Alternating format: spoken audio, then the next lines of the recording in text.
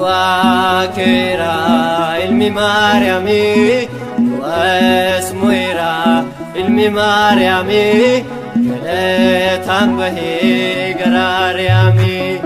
du'akeera ilmi Maariyaami du'asmuira ilmi Maariyaami galataan bahee gara Ariyaami du'akeera ilmi Maariyaami du'asmuira ilmi Maariyaami galataan bahee gara Ariyaami du'akeera ilmi Maariyaami du'asmuira ilmi Maariyaami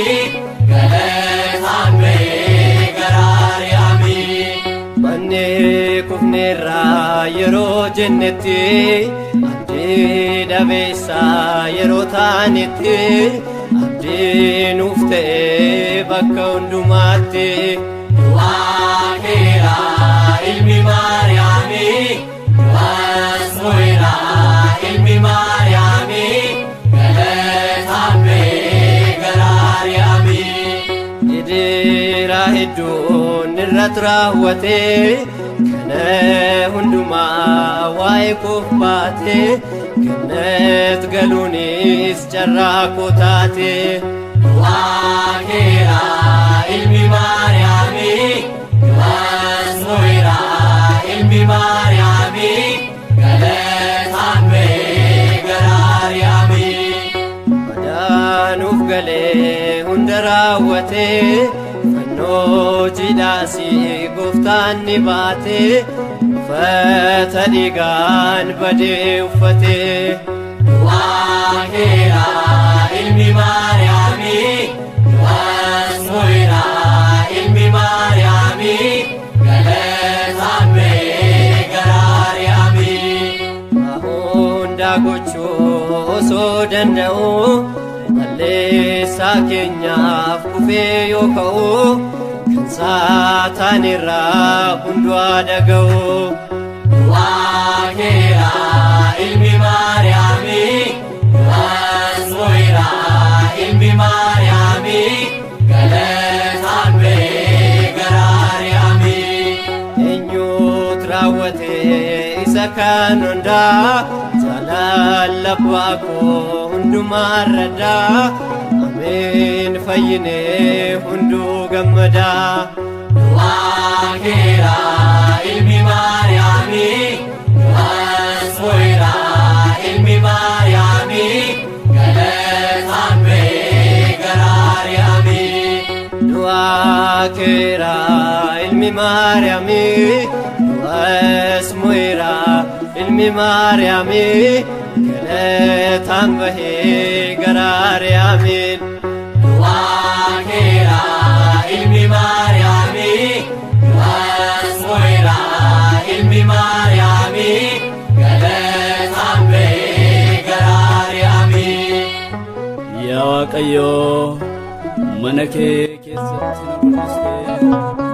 jaalala keetiin kan nu hojjete warra keenyas galataa keef kan deemu siif galanni foqbaan baraa hamma baraatti haa ta'u ameen.